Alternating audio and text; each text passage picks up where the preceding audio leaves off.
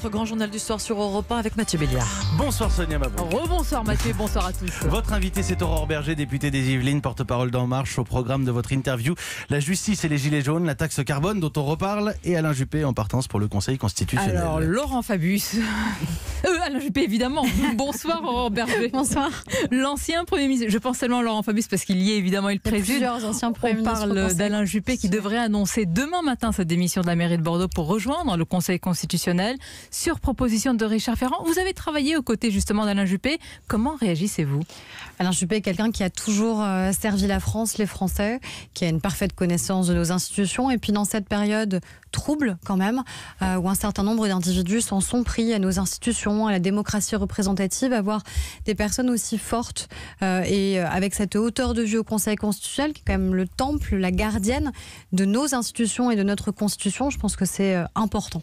Alors il y a le parcours, bien sûr, et l'expérience d'Alain Juppé, mais il y a aussi plus largement l'impression, Aurore Berger, d'un ancien monde qui se rend parfois service d'une république des copains où tout le monde finit, pardonnez-moi, mais c'est le mot recasé. Et je ne parle pas nommément d'Alain Juppé, mais plus largement. Est-ce que ça ne risque pas de donner cette impression également ? Vous savez, on nous disait ils sont proches d'Alain Juppé parce qu'ils espèrent le soutien d'Alain Juppé au moment des européennes et qu'il fasse une campagne active, que les gens soient rassurés. À partir du moment où il intègre le Conseil constitutionnel, ça veut dire qu'Alain Juppé ne pourra pas mener une campagne pour les élections européennes. Donc la question, elle n'est pas là, elle n'est pas de vérifier qu'on a bien tel ou tel soutien vis-à-vis de l'opinion, vis-à-vis des électeurs de droite en particulier. C'est juste de nommer les meilleures personnes aux postes qui sont importants.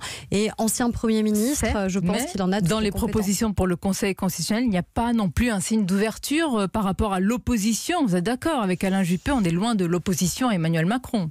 Il me semble quand même que le parcours d'Alain Juppé démontre que Richard Ferrand, qui n'avait pas tout à fait le même parcours politique ou militant, qu'on arrive à aller au-delà de celles et ceux qui nous ont soutenus, de celles et ceux qui ont été à nos côtés dès la campagne présidentielle. Après, oui, il y a une convergence de vues avec Alain Juppé sur un certain nombre de sujets, il l'a exprimé lui-même, mais aussi parce qu'on a aujourd'hui à la tête des Républicains un choix d'une ligne idéologique qui n'est absolument pas celle d'Alain Juppé, et ça se confirme avec leur choix de tête de liste, notamment aux élections européennes.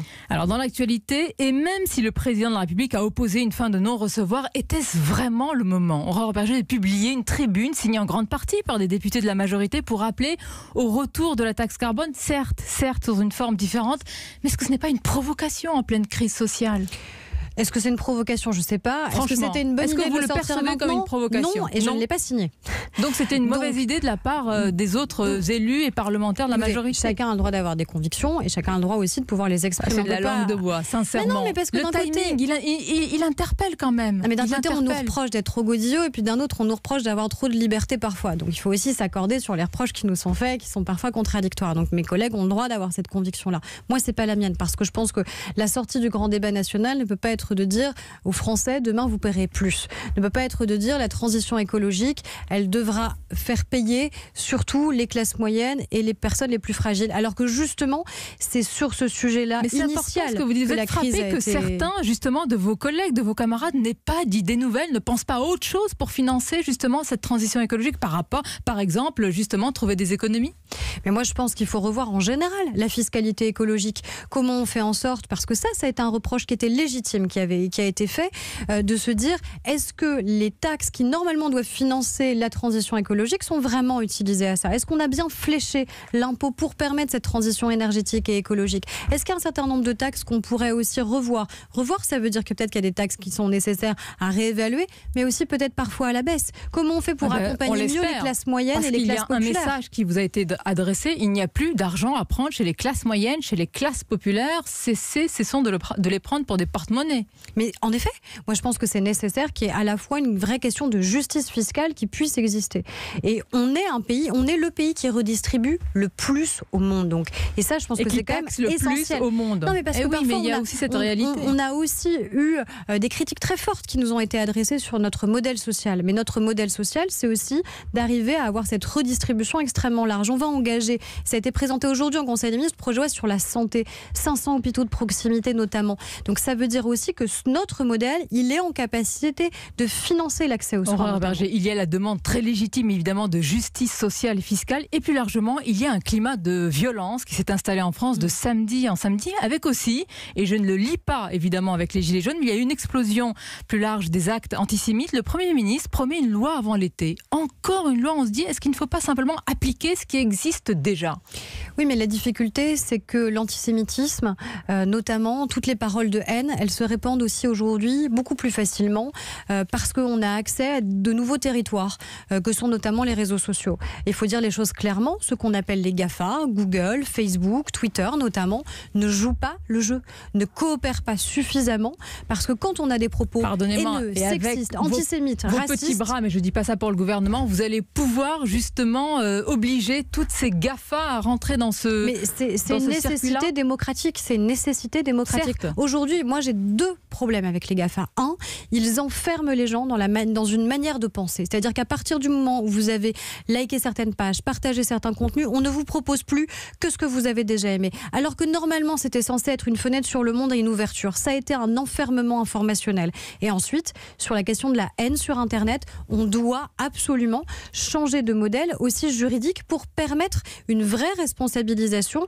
de Justement, ces plateformes qui vivent vous parlez de cette haine sur Internet. Il y a eu l'affaire de la Ligue du LOL, ce cyberharcèlement subi véritablement par de nombreuses femmes du fait de journalistes et chroniqueurs de certains médias. Est-ce que vous avez fait partie des victimes ?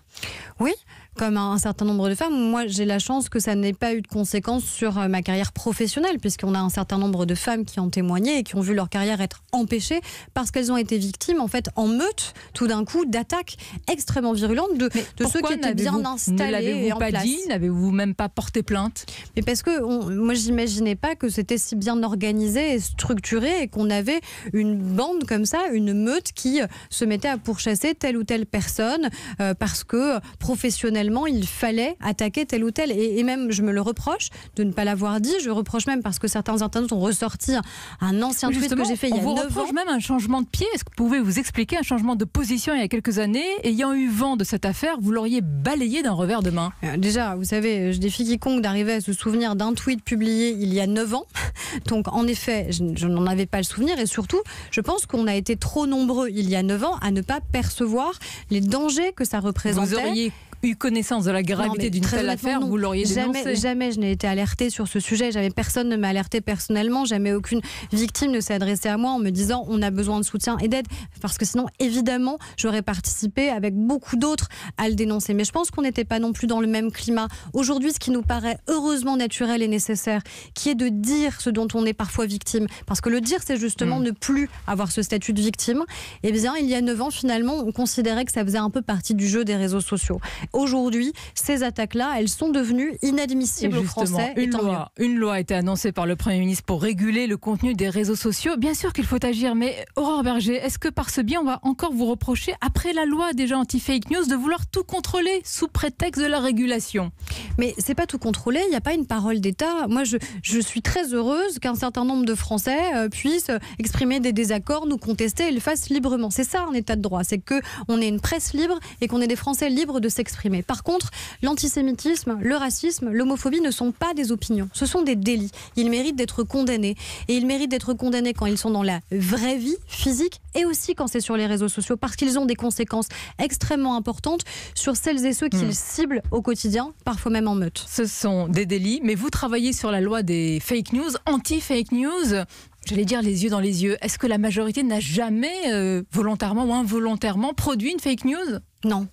Jamais. Non, mais parce que c'est au-delà de la fake news, c'est la manipulation de l'information, c'est faire en sorte de tromper volontairement, de savoir que l'on est en train de publier un mensonge et d'essayer en plus d'avoir la caisse de résonance la plus forte possible. Regardez ce qui s'est passé sur le traité d'Aix-la-Chapelle, qui était quand même incroyable. On a dit qu'on vendait le siège de la France à l'ONU, mais on a des personnalités politiques qui l'ont fait croire. Oui, mais il fallait peut-être le défendre davantage. On l'a défendu, mais c'est compliqué quand les fake news sont produites elles-mêmes par des personnalités politiques. Merci d'avoir été l'invité d'Europe 1. Et je sais que ce sujet sera à l'ordre du jour vendredi. C'est bien ça, Mathieu Béliard ? Évidemment, entre autres sujets, nous parlerons de la France et du numérique d'une manière générale et ces questions de fake news. La question du harcèlement également, dont nous allons reparler dans quelques instants. Merci beaucoup, Aurore Berger. Merci Sonia. Et vous êtes sur Europe 1, 19h22 déjà.